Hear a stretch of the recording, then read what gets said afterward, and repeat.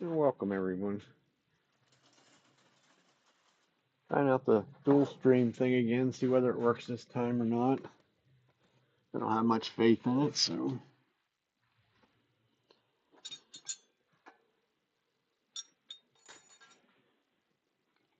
Got some nice wet white oak. Tree was cut very recently. Log was actually split up last evening, so it's plenty wet.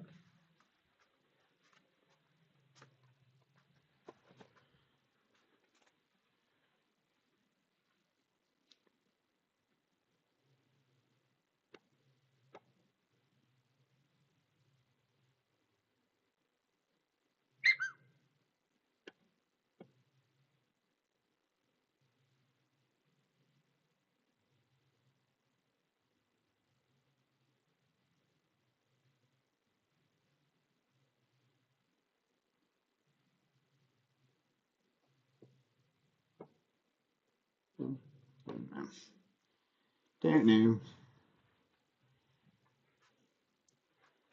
I've already lined this one up using my thumb.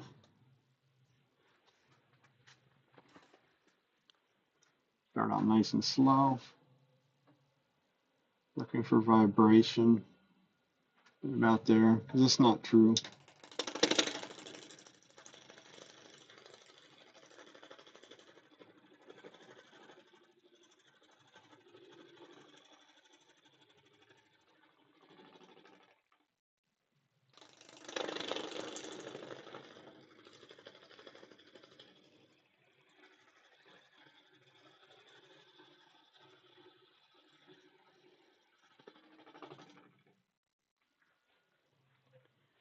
So first order of business is screw it up. Not through there yet. Not far off.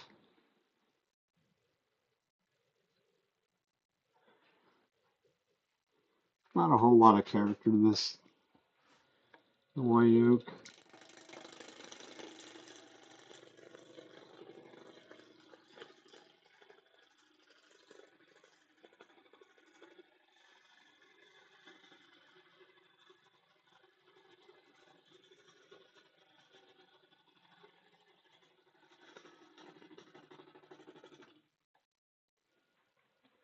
This will be a rather shallow one, so not that much.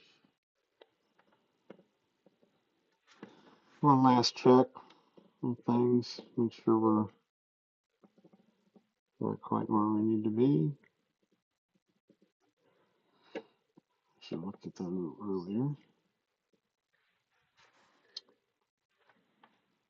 It needs to come up a little bit. No point in the live center, which makes it so that I can move things around really easily.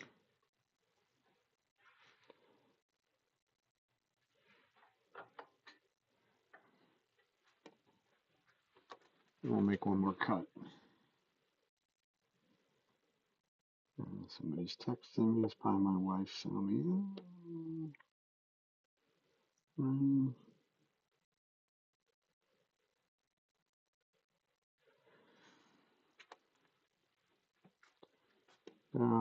The roofers must not have any work this year or something or other. They're just constantly hounded on you.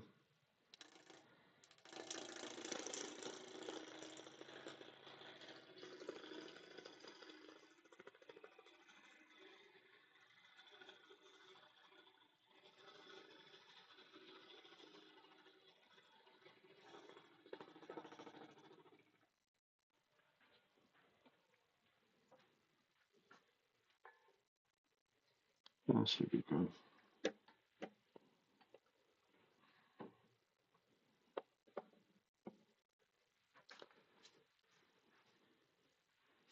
Now, we go over to here.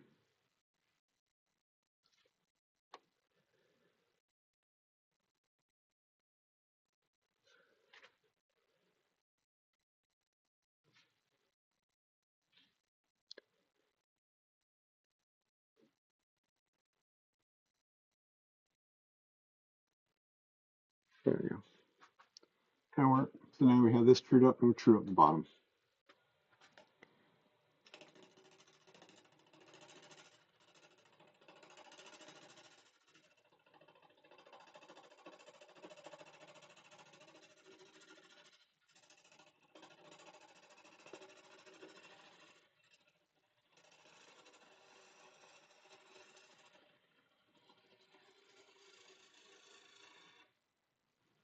And get rid of a little bit of that corner while he's there.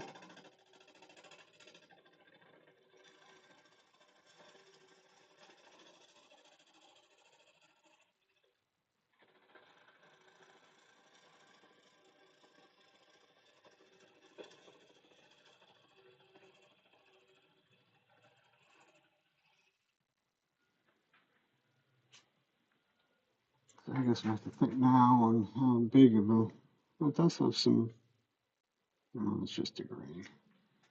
Thinking it had a little bit of character to it, but it doesn't really. Probably a pretty big foot. It's going to be my guess. Or at least that's where we're going to start at anyhow.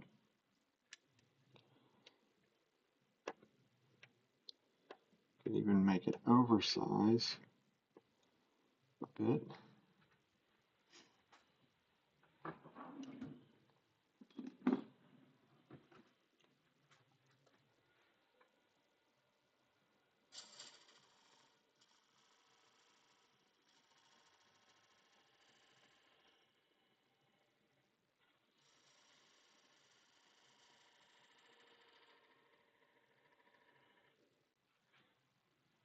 One of these days you got to take the time to resharpen those calipers. They're getting rather dull.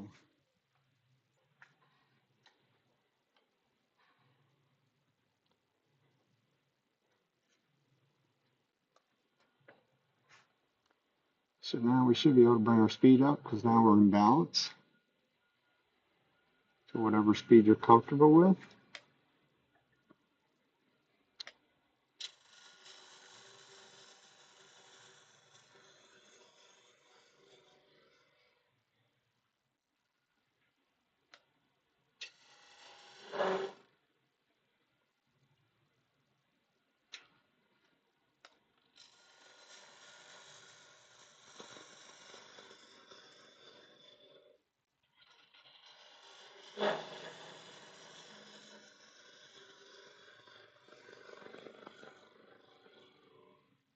Get rid of the corner and start to curve.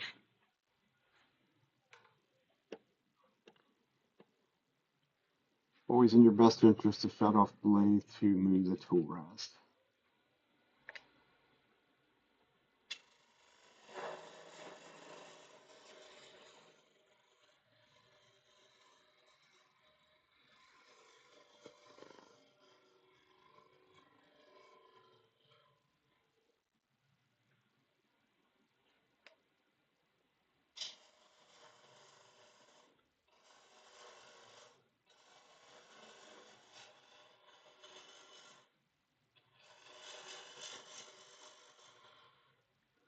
Bring that area down because that's our foot, our tenon and foot. So we kind of need to know where it's going to.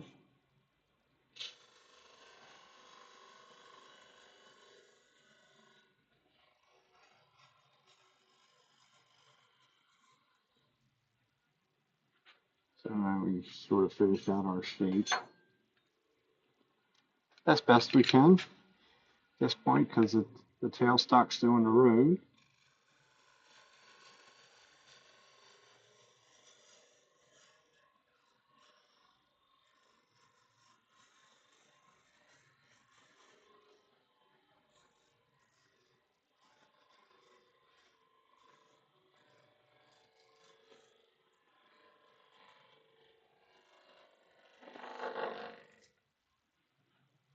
Right off the top.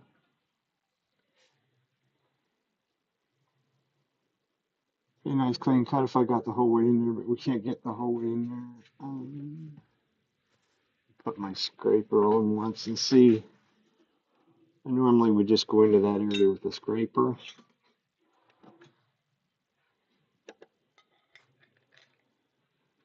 This is wet, so I'm not sure whether it will scrape very well or not. We're going to find out. The rest needs to come up just a bit.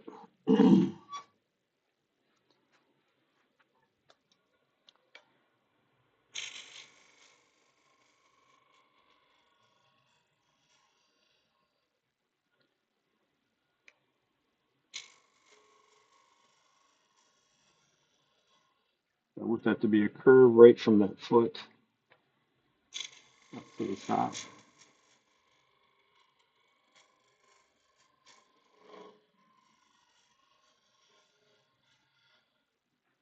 At least up towards the top. I have to finish up a little bit in there with the spindle gouge. Kind of that scraper ground quite at the point that I thought I did.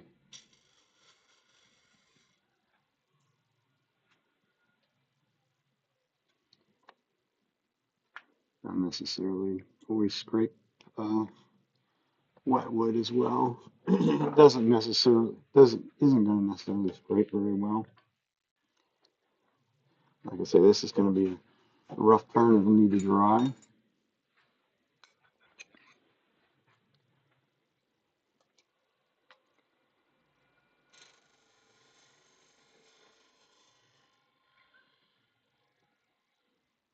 I do need a nice crisp, clean corner in there for the truck to grab a hold of, though.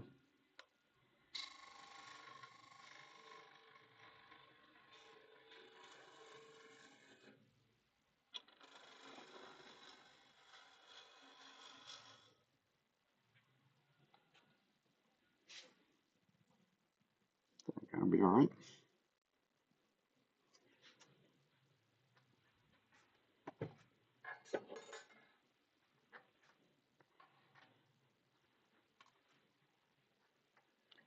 I have two of these pretty much the same size, so we'll do the both on the outside first, and then we'll do the inside. There. Need my drive center there.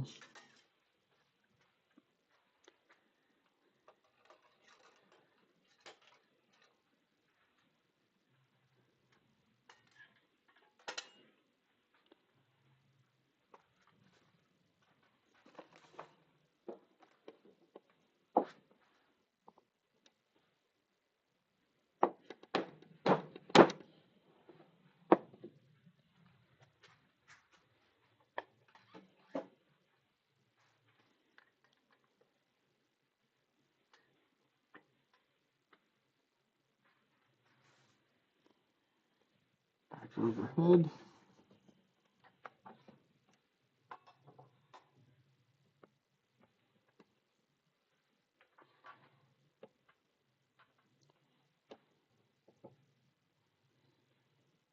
And now I'm going to line up the top wings. We are way off on this one.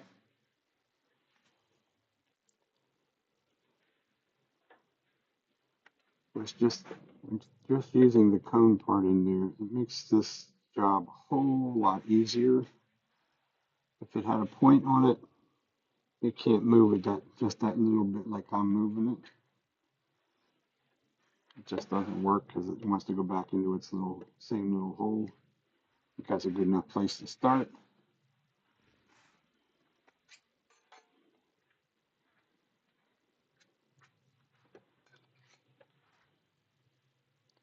Things tight. It's very much out of whack. So we'll bring our speed up till we get the vibration, which is going to be pretty slow because of the back side of this.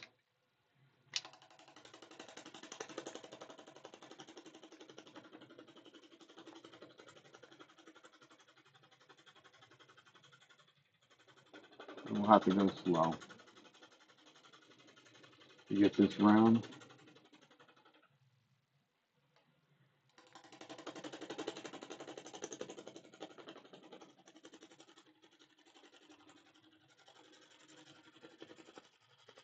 If I go at the right pace, the tool shouldn't mount. If you go too fast, it wants to bounce because it's not able to cut the wood as fast as what you think it can.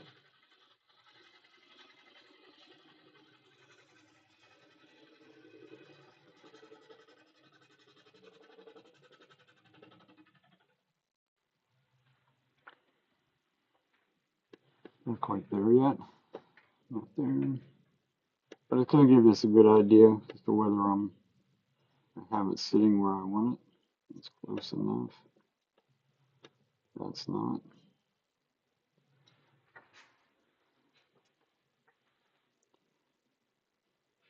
I like to try and make these that all four of the points, two high points on the end, two low points in the middle. I try and make them even. I just think it looks a little nicer. Definitely makes it a whole lot easier on the turning aspect of it. So then you can get it in balance.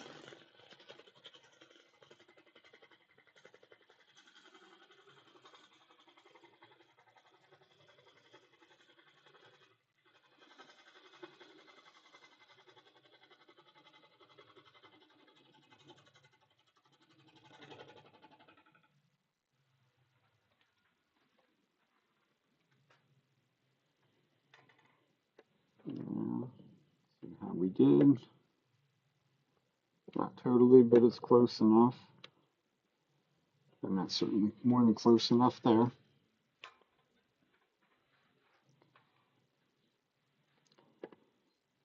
Switch back over to the bottom. This is going to take a fair amount of time to get this situation under control, but we'll get her there.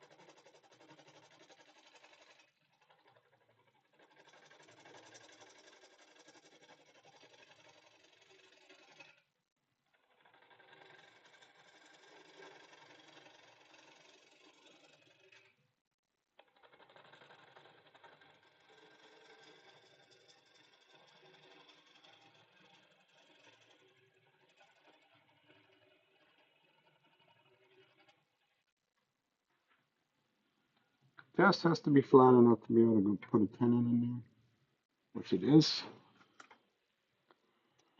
Just like the other one, we use a fairly good sized tenon in it.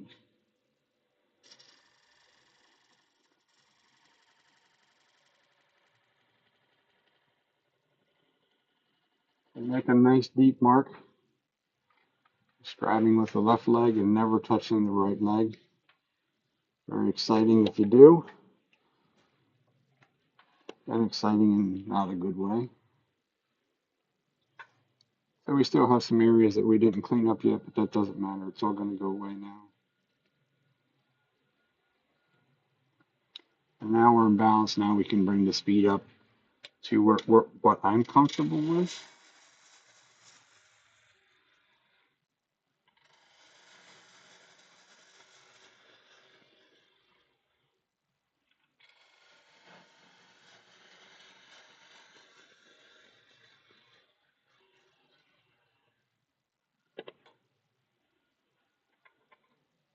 Tap on the tool rest goes very quickly because you're getting rid of the corner. Keep it reasonably close.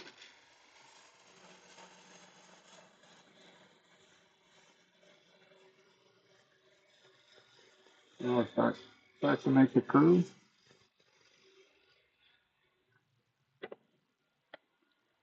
Want it to be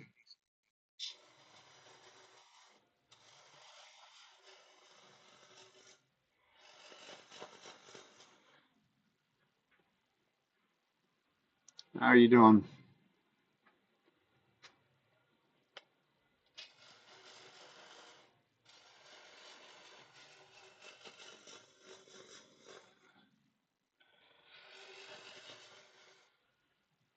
Getting rid of some material. Now we're here, might as well square the tenon away.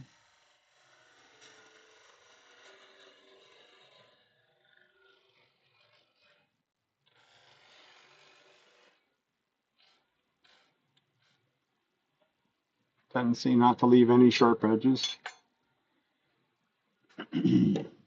Just a little bit better, I think.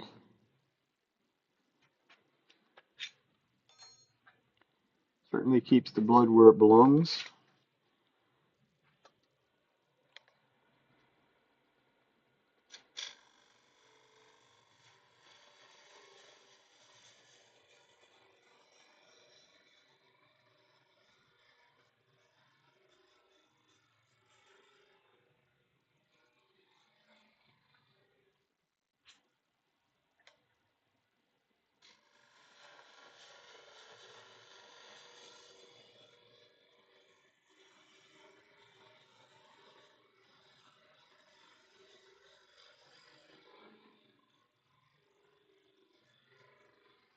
Well, a nice gentle curve the whole way to the top.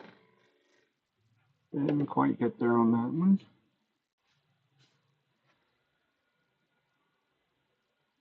Shouldn't move the tool rest while it's running there either. It can cause you some real aggravation. Try something a little different. The last gouge I cut with is 60 degrees. This one will be 65. Will allow me to get into that corner much closer.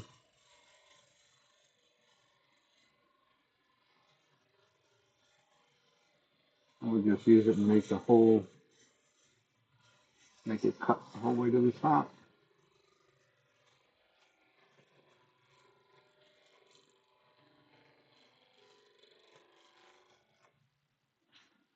And that's going to be good enough.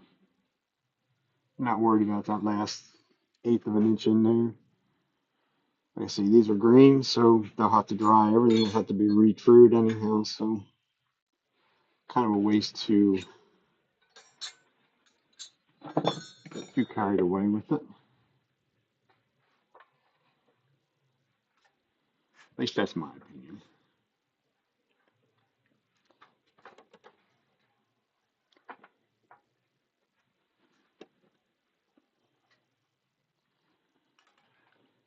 Now we sort of have a decision on how thick we're going to leave these. I've been playing around doing I'll touch it. Forgot that one minor little detail, and I left a big area down here that could bottom out on my chuck. So I want that down smaller.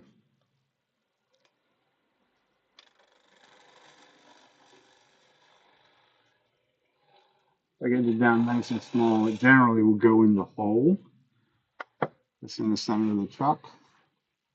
I get it down to that size right there. So that should be good.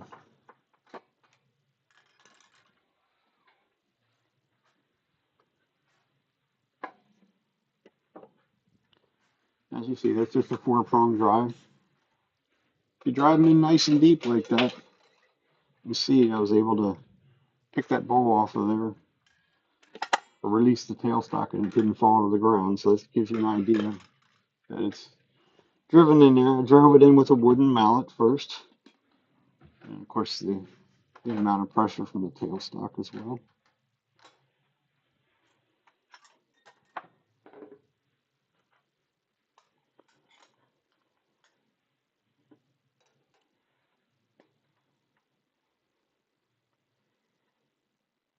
And my little nub is going to cause me a problem. Chisel takes care of that.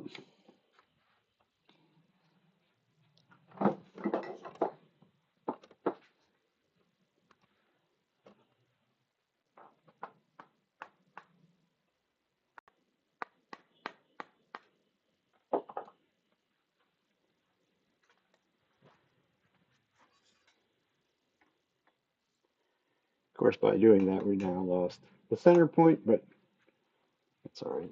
We can refine that when we get to that point.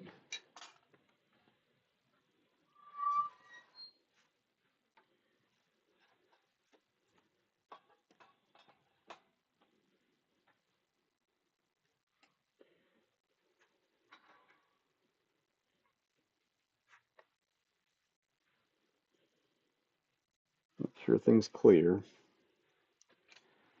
Kind of a bad day if you turn it on and to find out that it's going to take a chunk off. Did a major change, so I slow down, and then we'll come back up to speed.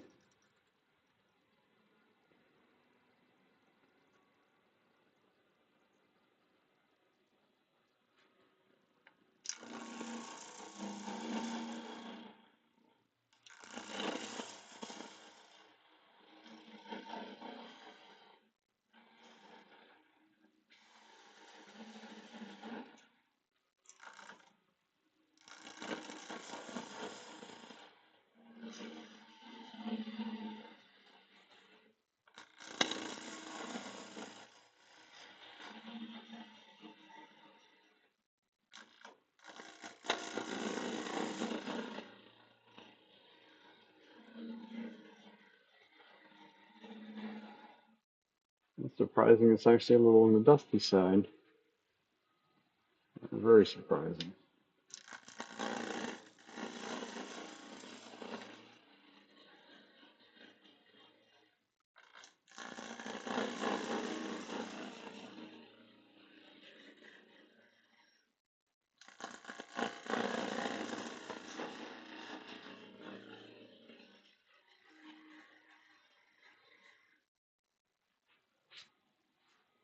Now we have to figure out how thick we're going to leave it. I've never had a real great success with the oaks. I think we'll probably do two of them do two different ways. So there's about an inch, I think. Yeah, so if we go a little bit thinner than, well, actually right there is right on the inch, which is kind of a good place to leave them. I think it's, I'll make one more little cut down through there. Thought my wrist felt like it was a shade low.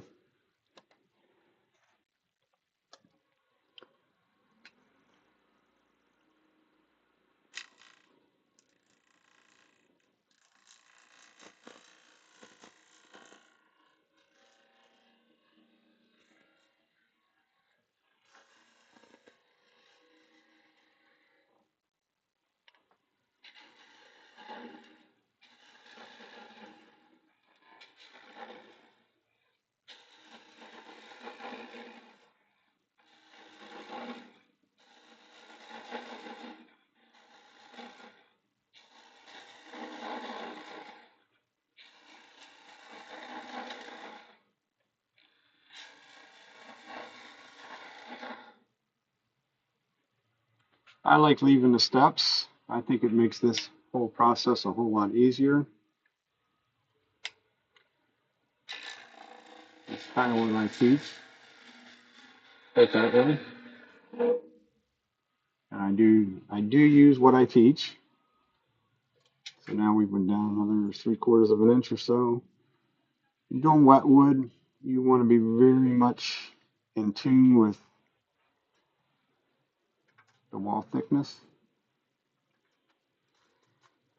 Better luck getting them to dry. At least I have better luck getting them to dry that way.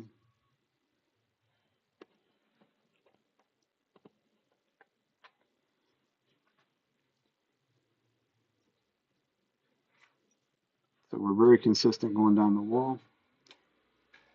Almost my last cut down in there was pretty much where we're going to finish out in the bottom too.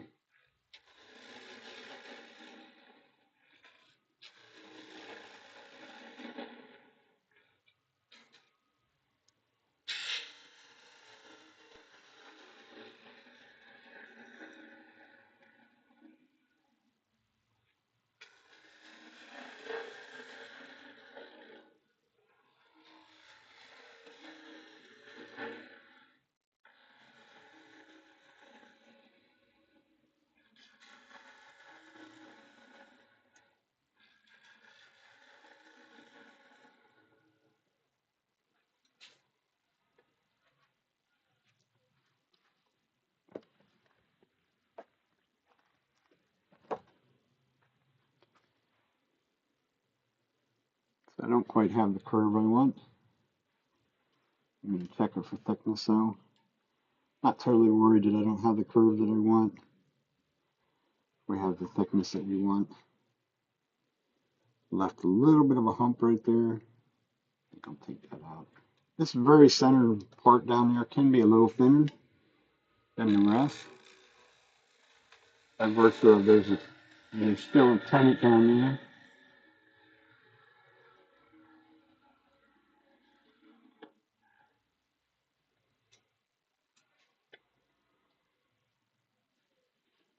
And that should be that. One down, one to go.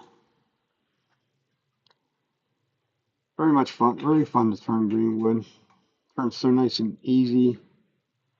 No dust. It is a bit of a process because you're going to have to go back and redo it a second time. But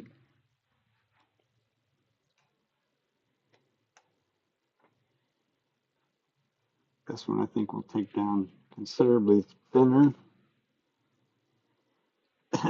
Let it sit in a paper bag for about a week or so. And then I'll I'll dry it in the microwave. Or at least I'll try it. I haven't tried any of the white oak that way. We'll see whether it works or not.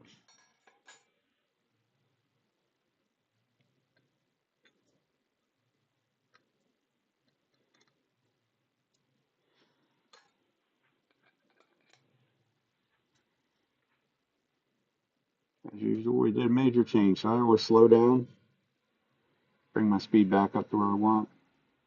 It's going slow when you start out. That's a good idea. Good indication as to whether something is wrong.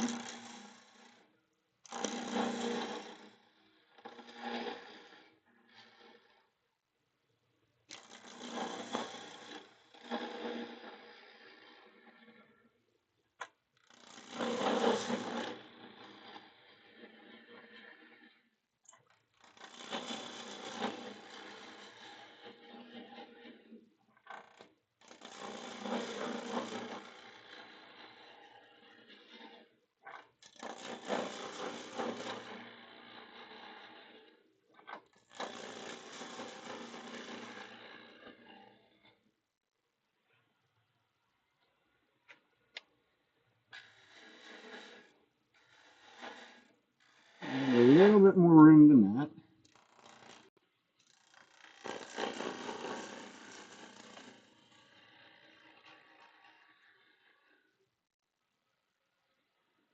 Got a little carried away on that cut. It's all good though.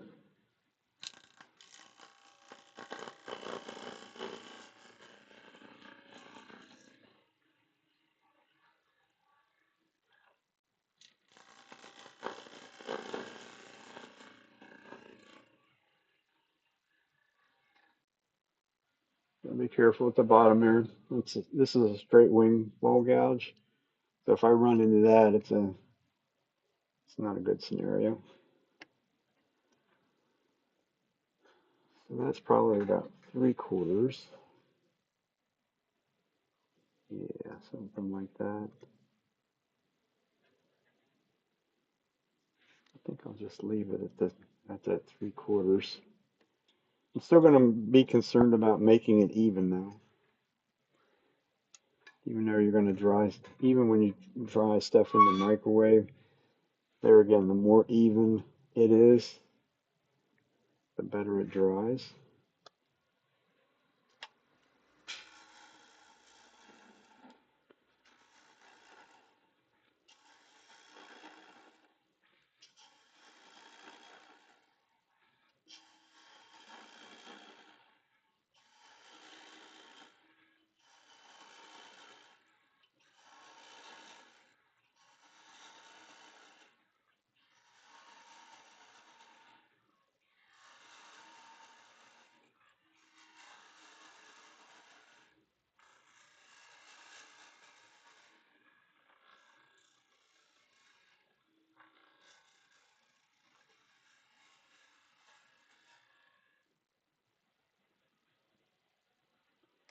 Okay, get a little deeper before we check it.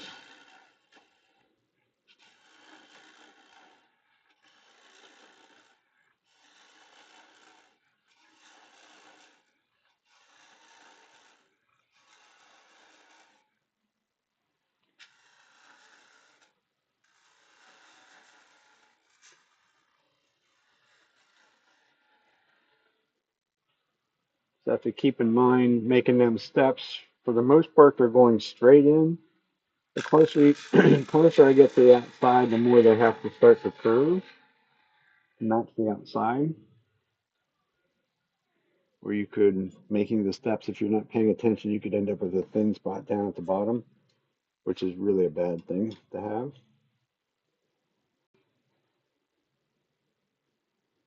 Actually, a little bit thin down there on the bottom. I'm going to go the whole way back up to the top and take a little bit off. This is the one that didn't get quite the shape that I would have preferred. It's a little bit straighter side.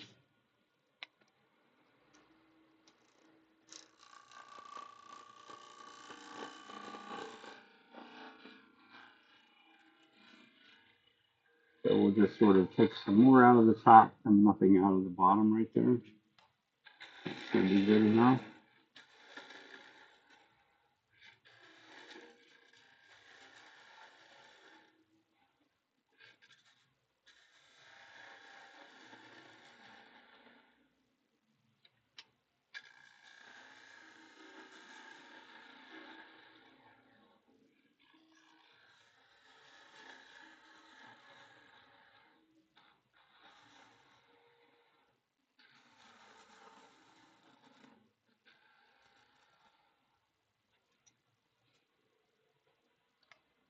A hairy line right there.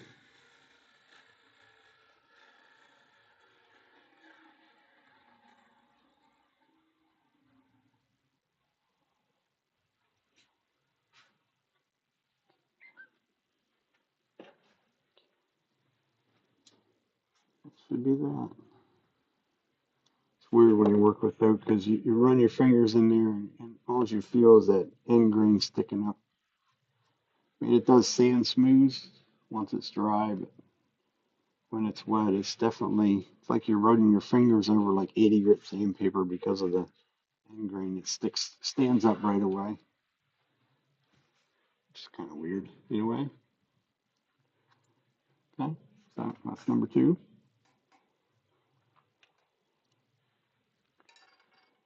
Where have we been at?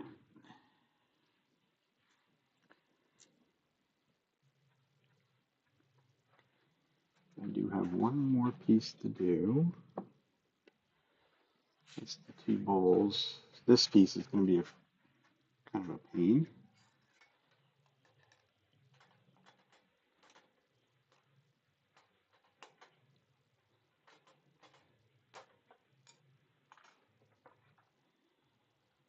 Does help when you get the chuck key the whole way in.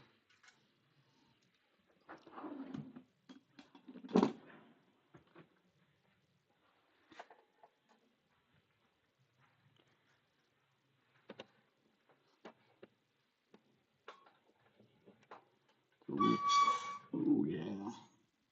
Wet wood means you're gonna have to generally means I'm gonna have to re-wax things today when I'm done.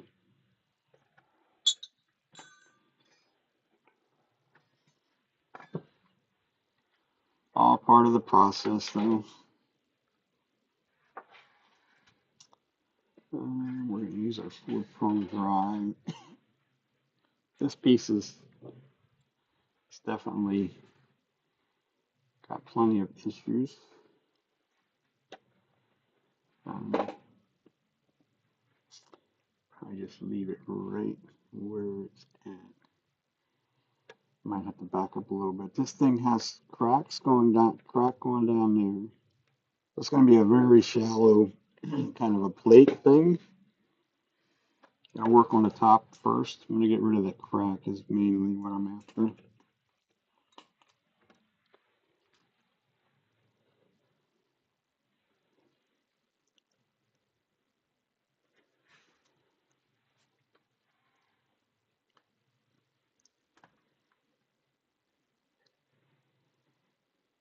And this is what you call very poorly cut with the chainsaw, because this was a section of the log that this log was quite big, so it did not want to cooperate very well. The diameter of the log doesn't really matter to me. My mistake was that the guy that gave it to me also cut it longer than I should have. What I should have done was actually trim the end of it off, so that I have a 20-inch bar on my chainsaw, so that I could have utilized the full 20 inches of the bar, or only utilized the full 20 inches of the bar, which is about 17 inches long. When you don't, and you have to come in from both ends, it just doesn't always cooperate.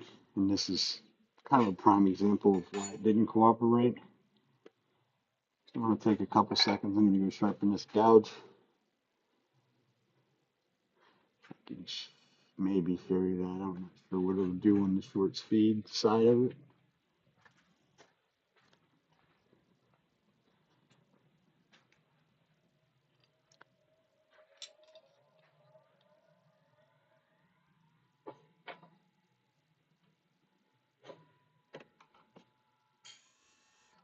And not in the right place. Except for the spindle gouge, it doesn't work very well for the bowl gouge.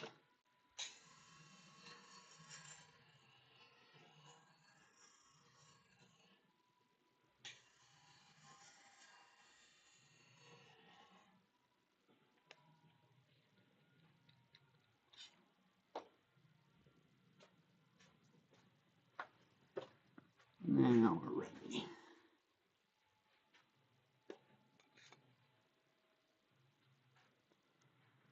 So this will be a very slow process.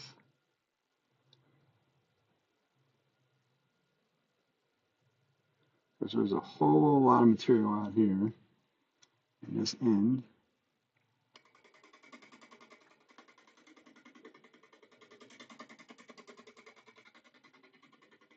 It needs to go away.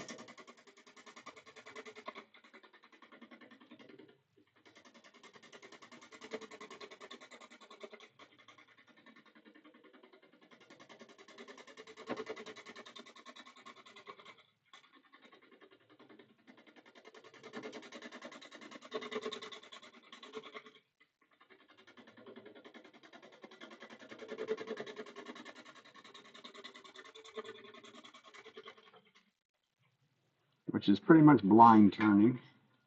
You cannot see a thing. So wherever we've cut there. We still haven't touched that area. So we'll move in a bit.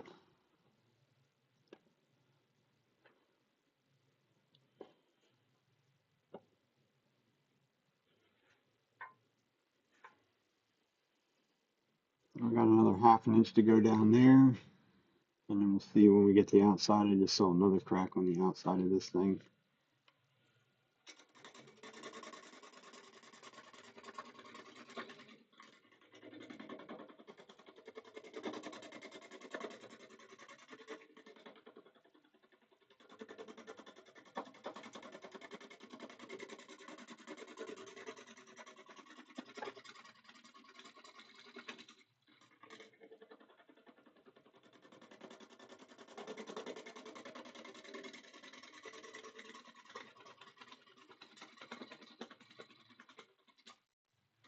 And right there was some of the crack. Actually, felt like it took a chunk of it out.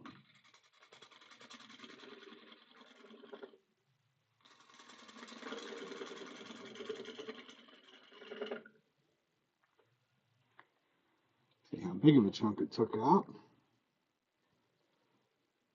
Yep, right there. Little chunks come off of that because that's where that crack was at. There's still a little bit more of it, looks like it, by the looks of it.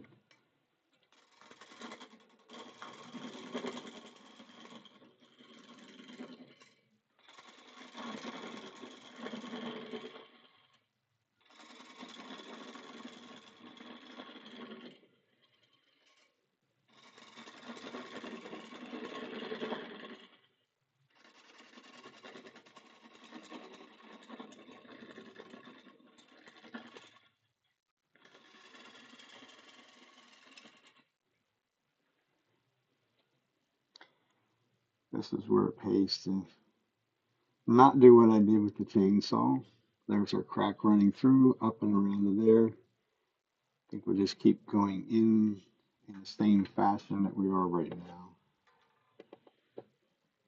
Less likely to if I keep doing the unsupported pull cut, so to speak, and get down in this area, we could lose a really big chunk at one time.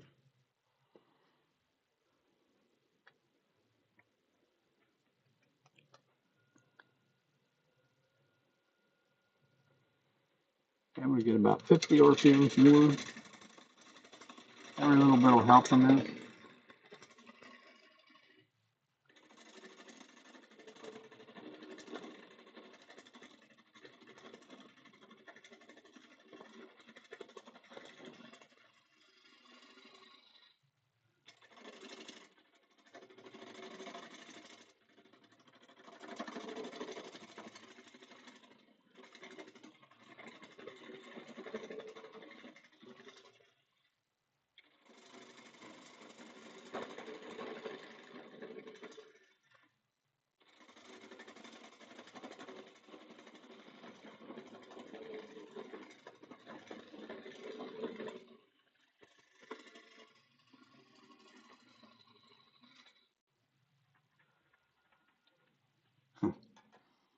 That's another one there.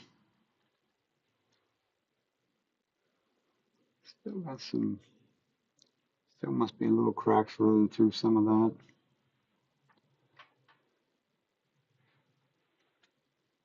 Definitely crack into that area. The reason I laughed is this thing should be getting more in balance. Those last couple cuts actually made it more out of balance. Gotta slow down a little bit.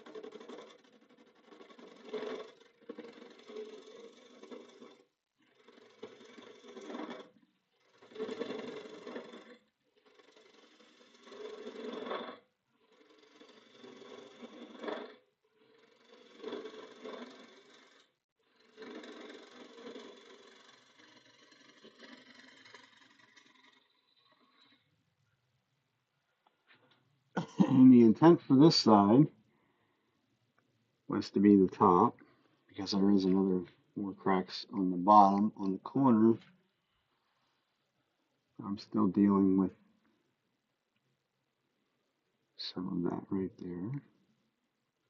There's definitely some separation in the grain.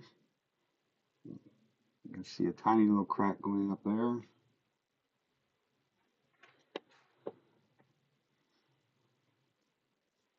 Hopefully we get something out of this. Might be just a big plate.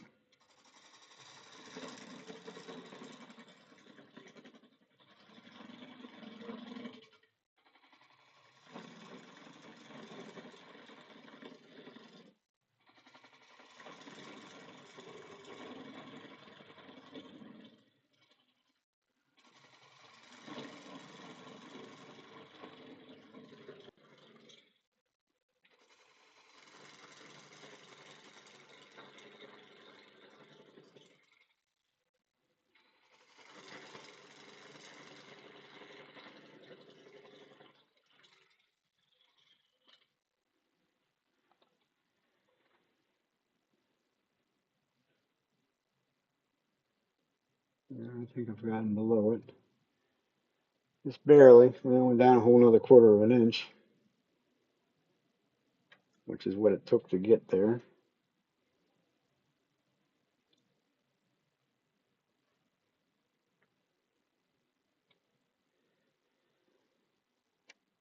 And the plan is to grab it with the uh, chuck. Could probably grab it with the one that I just been using. Be easier. I'll just remove more material, get down and create a tenon down in that area. We'll have to get rid of the nub as well.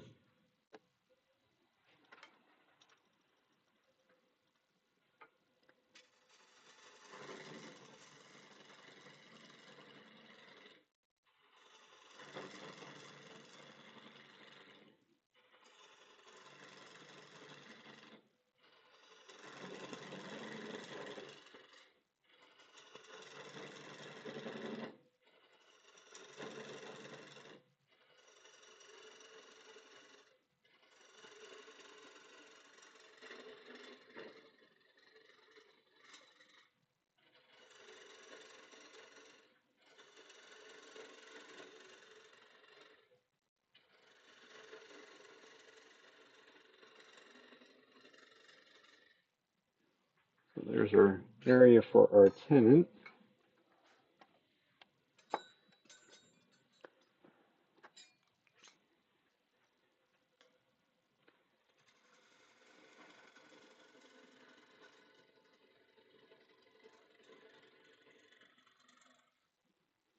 So, do most of this.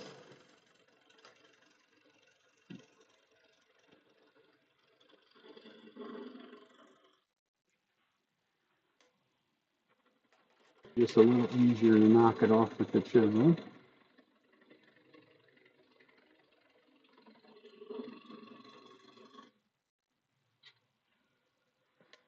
Tenon also needs to be slightly dovetailed.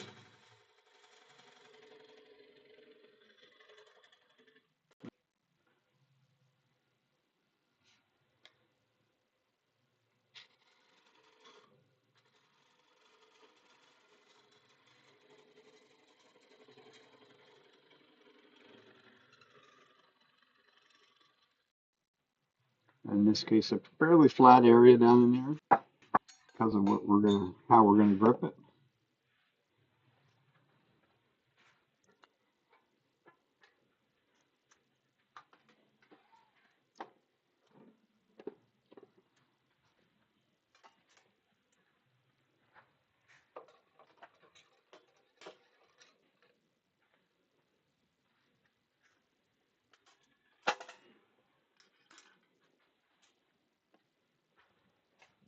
And chisel and mallet.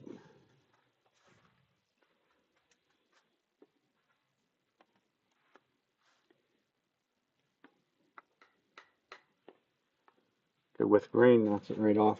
2 little taps, and it's gone.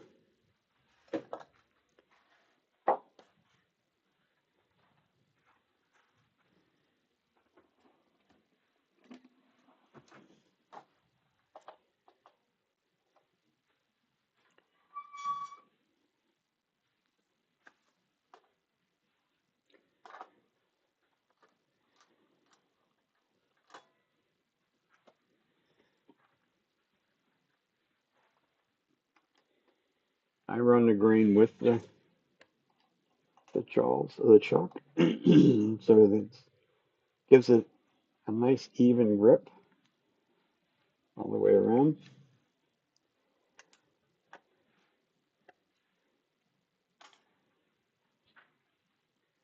And now we get to do the same fun sort of process on the back side again.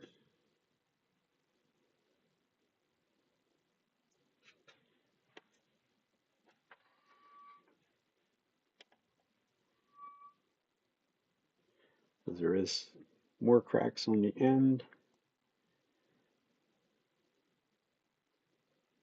They should go away because of this is going to be a curve of some sort. Oh, they don't need the tailstock. Although might be a grand idea to do that. Just to bring the tailstock up just for now. Give it a little extra support. Because there again, this is probably 1 3/4, somewhere in there, down to maybe 1 1/4 at best.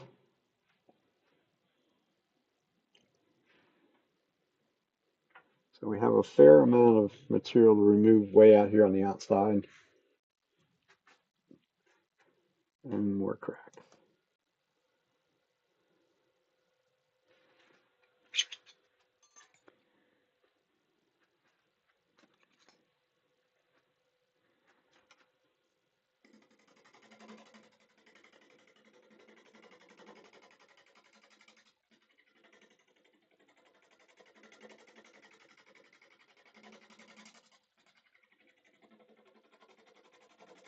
Really just sort of looking to get rid of some of the unevenness.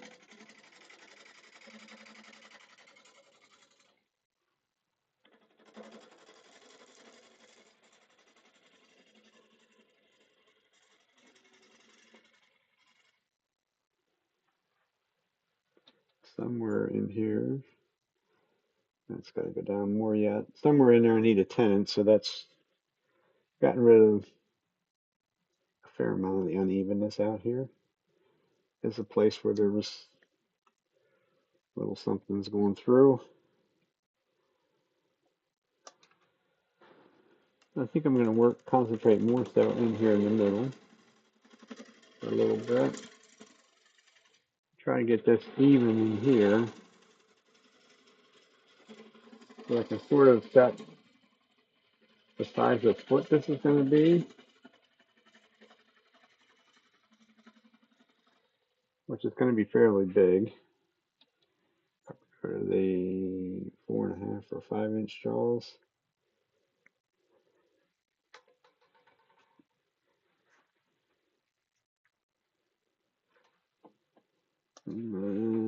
Even this up a little bit more. Let's bring the tool rest around. I'm going to make this into the cylinder, make it round so that I can get a little bit more speed out of it. Allow me to move a little quicker than what I am right now.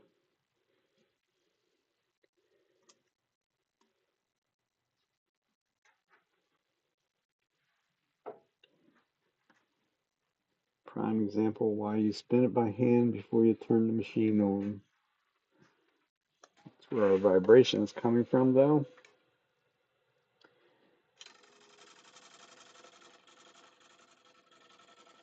Or at least the vibration now is coming from there because the others pretty much have two parallel sides.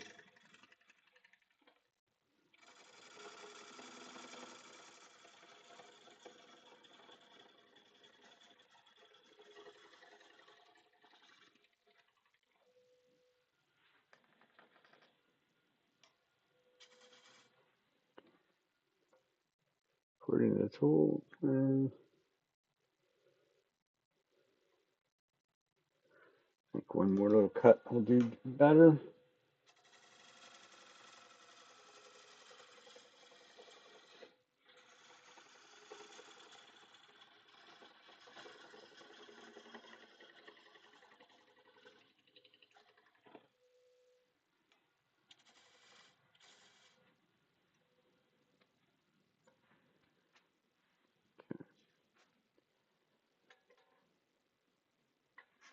So now we're even all the way around. And get rid of the tailstock.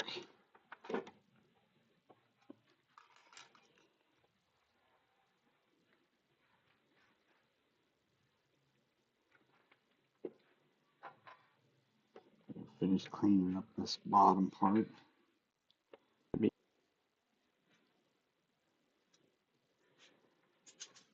See where we're at. 1 1/4. Yep, about 1 1/4 thick. Don't like that. It really almost probably really should go away.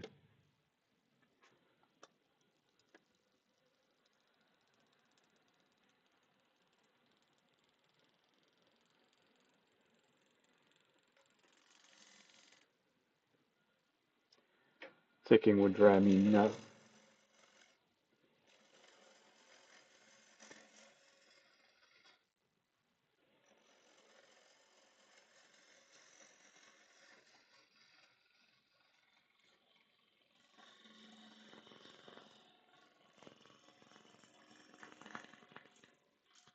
Definitely a crack out there.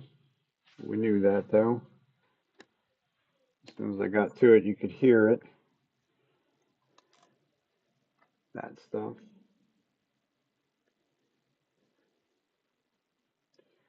That's also a crack right there.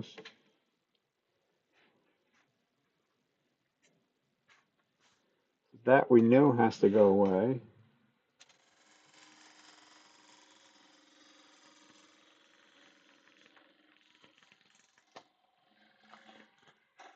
Little pieces of it flying.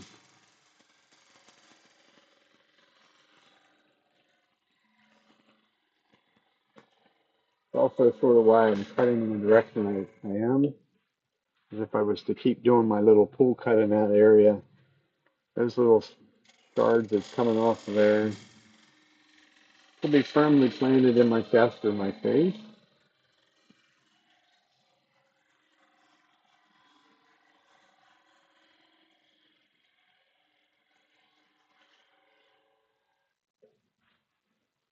Stuff's very wet though. Sticking to me. Still there. That's starting to go away.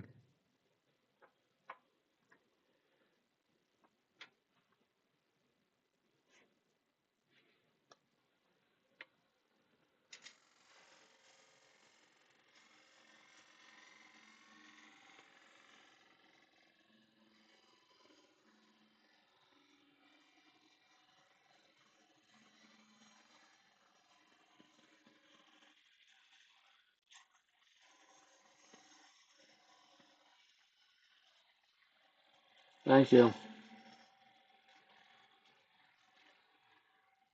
Piece of white oak and wet.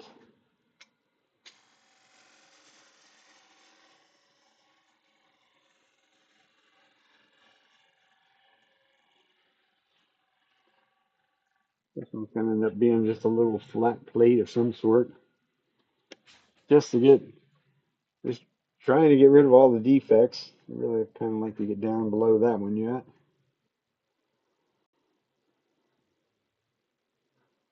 Looks alright. It has a little bit of sapwood on it, which will make it give it some visual interest. But that's like some sort of little branch that's going through.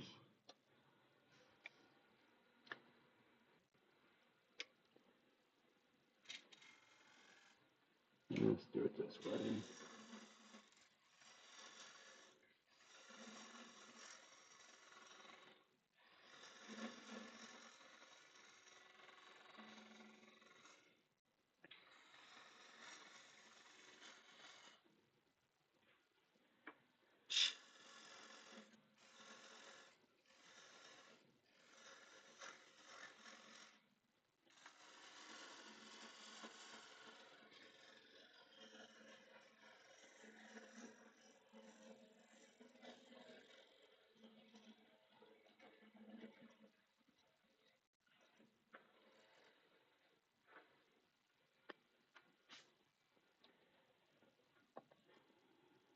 Okay, so that's pretty much, if I run that out and around, that's going to take care of that. Definitely didn't like being cut going into the end grain. Just stood, even though it's wet, it just stood that right up there. Not necessarily a big surprise.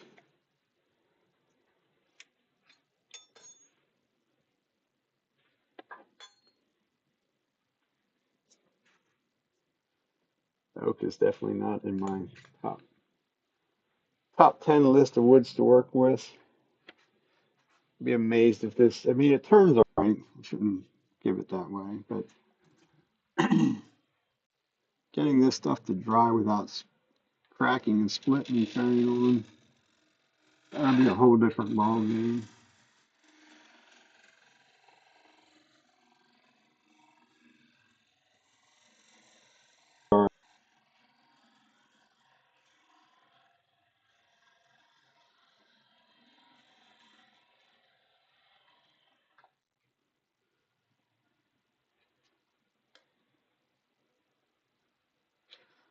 Cool. That's this fade high for that one. Switched over to my straight wing gouge, which is what I like to use a lot. Pick it up right dead center.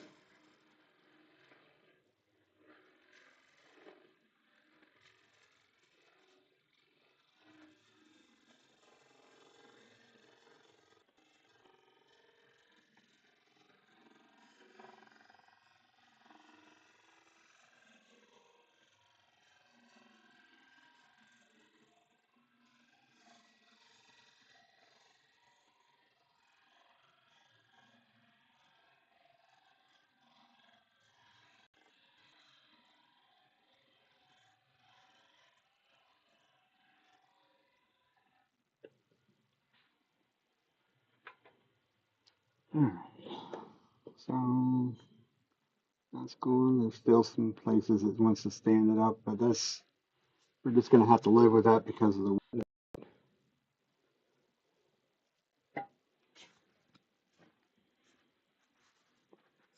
so we'll go for a nice big foot on it.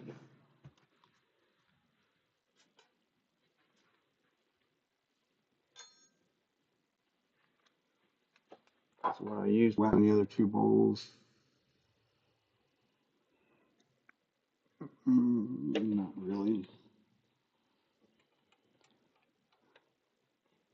These plates sort of want to have a pretty good sized foot on them.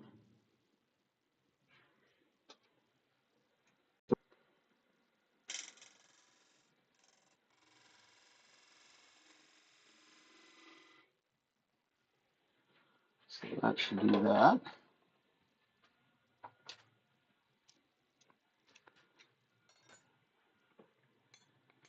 Not going to be very deep either.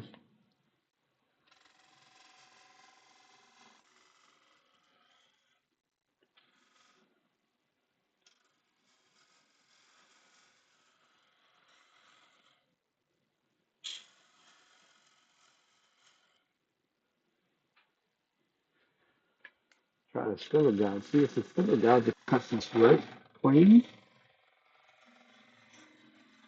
By the feel of it, I would say no. Such stringy stuff. It's just lifted. Just gets right underneath them, especially down in there.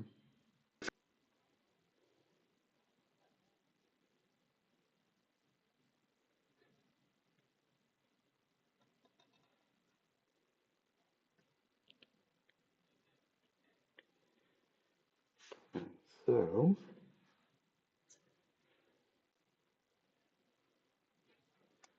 it needs to come down a little bit further than that.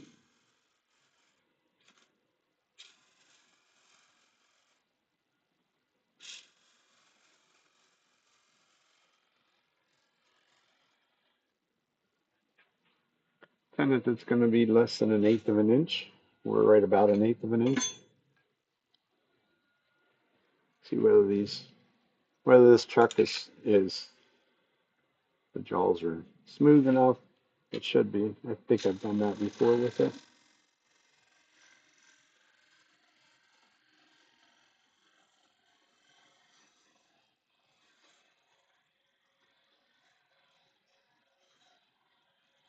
And with my moving cut,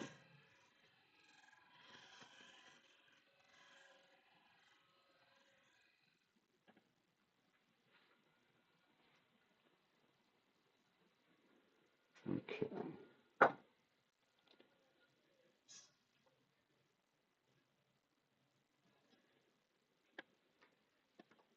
If it was reasonably dry, that would be a place to sand it, but it's not. So we're going to try and see if the scraper will. That's too much downhill. See if the scraper will clean this up in here.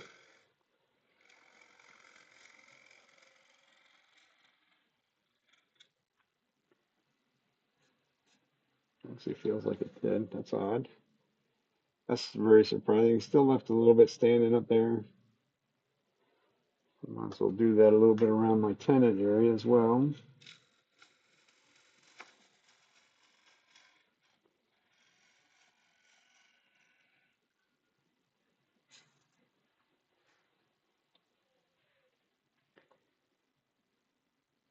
Scraper has a tendency to be a little bit more aggressive.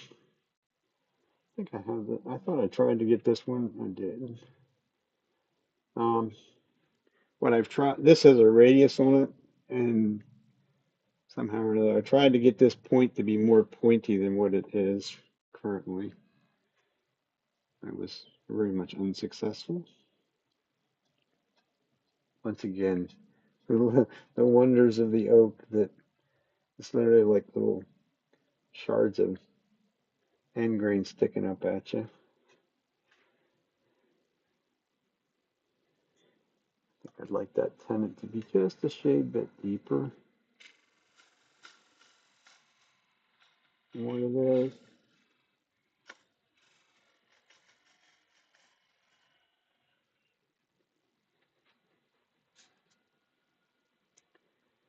Keep playing around, I'll lose my shape out here, but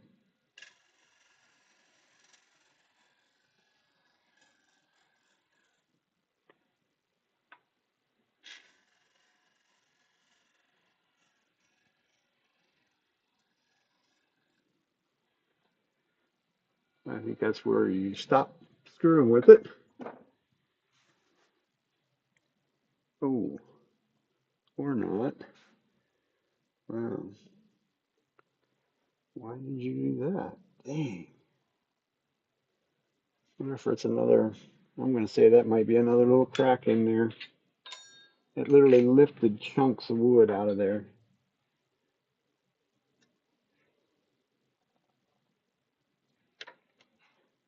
That's interesting.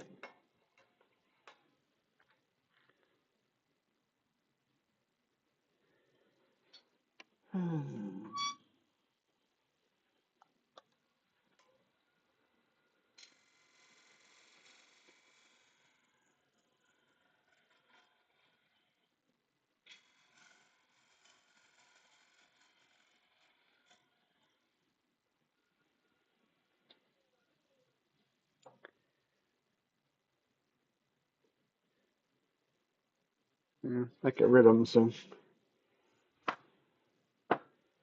disaster avoided, I guess you'd say.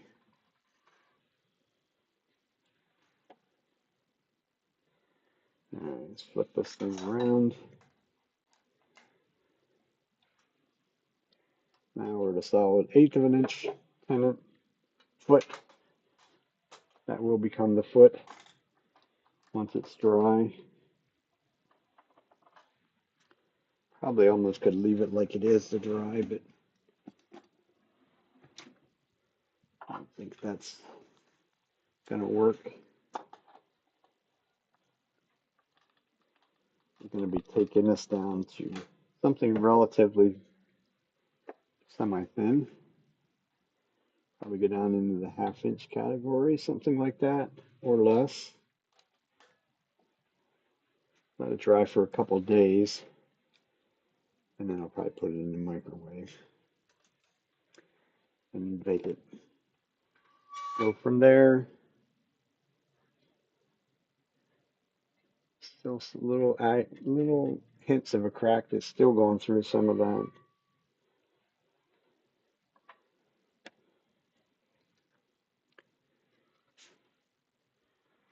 We'll see what it does.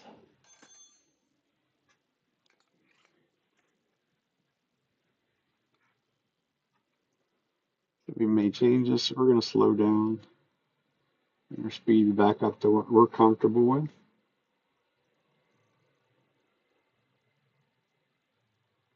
We'll leave that area alone right at the moment, just in case that for some reason we have to rethink things.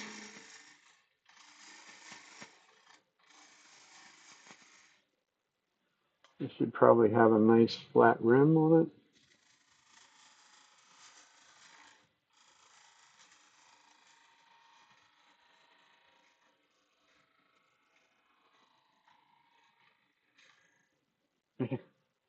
This stuff's a pain. It feels like it sounded like it was just taking chips and chunks out. Imagine that it didn't, but certainly sounded like it was.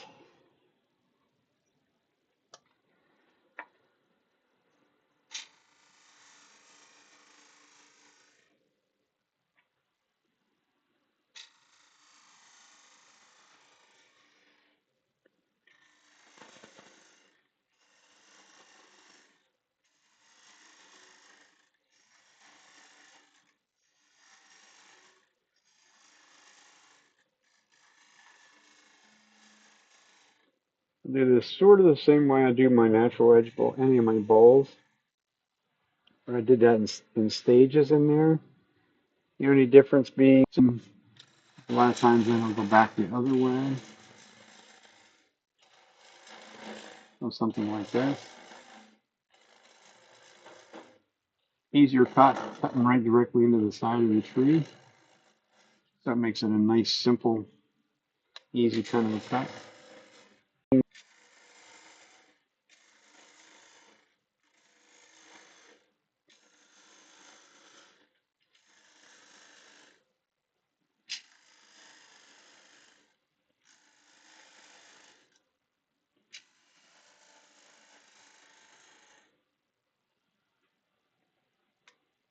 If I put my hand in the right place, all the shavings stay right here on top of the lathe, and I don't have to chase them so far. Put this down a bit, leaving as much of that mass in the middle as what I can the whole way through the process.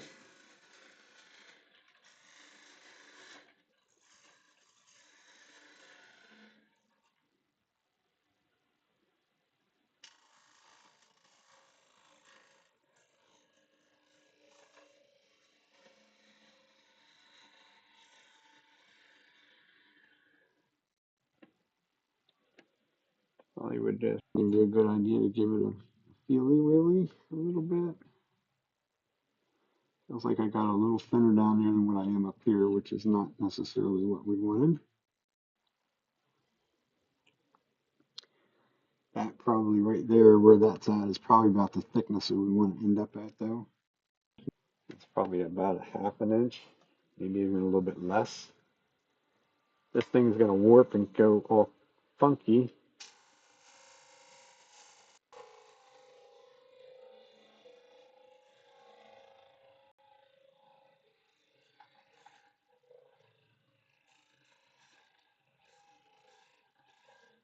Which is kind of my hope and intention, is that it goes kind of wonky. The problem is I probably shouldn't try and smooth it. It's very wet to try that though.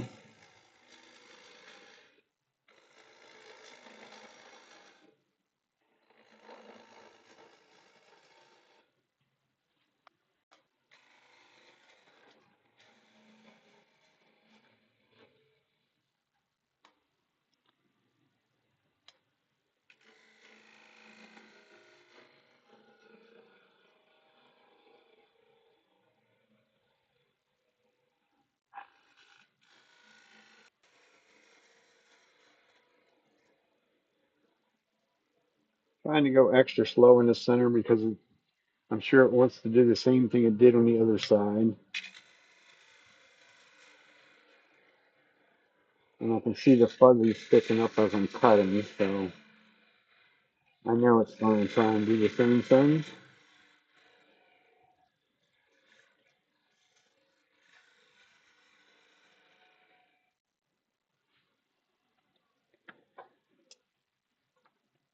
See how bad you can see all the fuzzies. I can see them when they're spinning. That's why I say I knew they were there. There's a bump.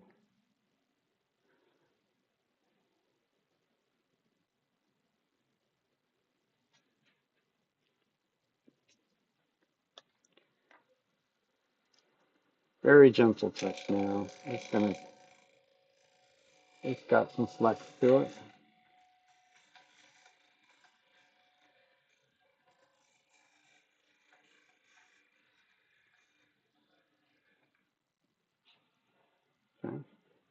Good enough.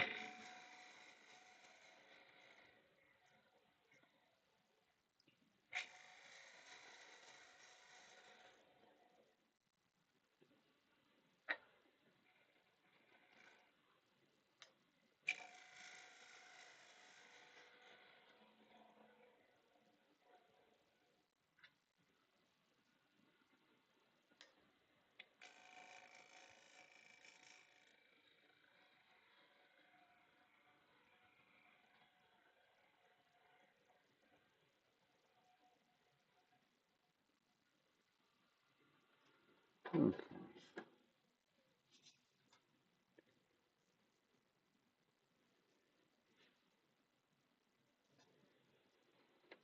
So I was thinking I was leaving. Oh, you dirty bird! Did leave some places that picked up some out there. That must have been the end of that crack that there was. You know, go put a quick fresh edge on this tool, on this guy's. See if I can get underneath that.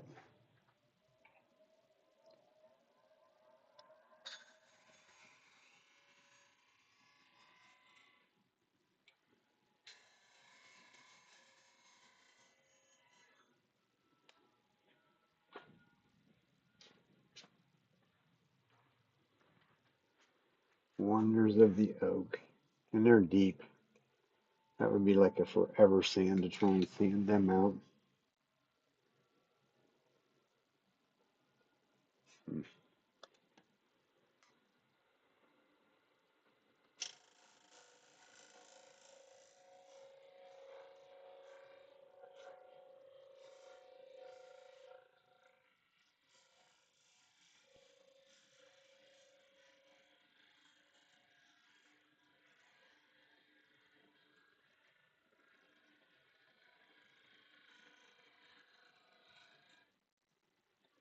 I shouldn't go that far.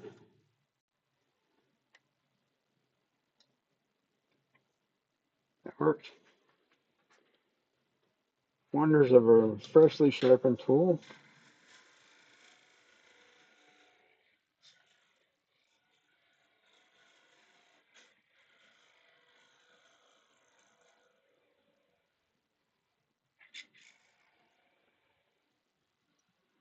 Now keep in mind, I do have a tenant back there, but I think we should probably quit at that. The sandable finish. I left a little ridge in there, but for some reason it sounds like that's getting a little on the thinner side down there. So we'll just leave it alone for now. See what it does in a couple days as it starts to dry. Because there's no way to sand it now. Wish there was, but it's still plenty heavy. We go overhead, see it better probably. Still a little bit of uh, that in the middle. Hmm. I left a hump in the middle because I was worried it was getting thin, but it's not.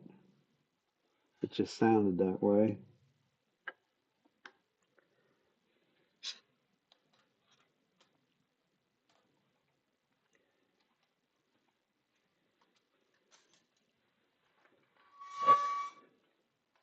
So we're going to make another little cut in there, right where I left this line, and go straight across the middle.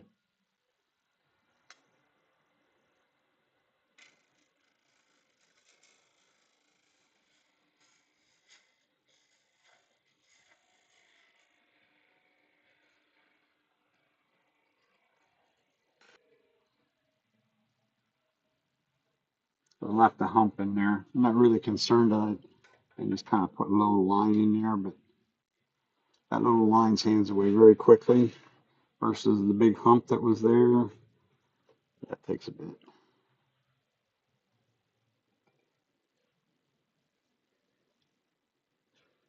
So it almost looks like there's a little bit more wanting to pick up there, but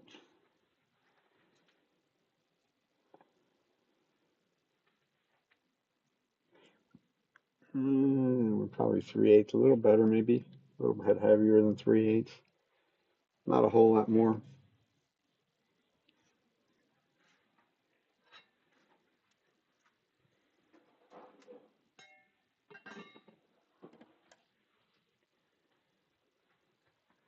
So that's going to be that.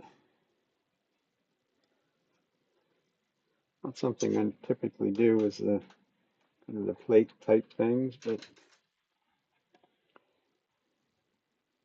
worked all right. Not sure what you would use them for after the fact, but once it dries and we can go back here and maybe true up a little bit of this, or at least be able to sand the thing, then I'll probably shrink that tenon down, shrink the foot down so it's even a little bit smaller than what it is now. It's about 1/8 of an inch right now, something like that. I mean, that still wouldn't look bad anyhow, but it's still, like I say, it's be interesting maybe to put the moisture meter on it because it's very high. Like I say, the tree was just cut not too long ago. At least that's what the guy told me.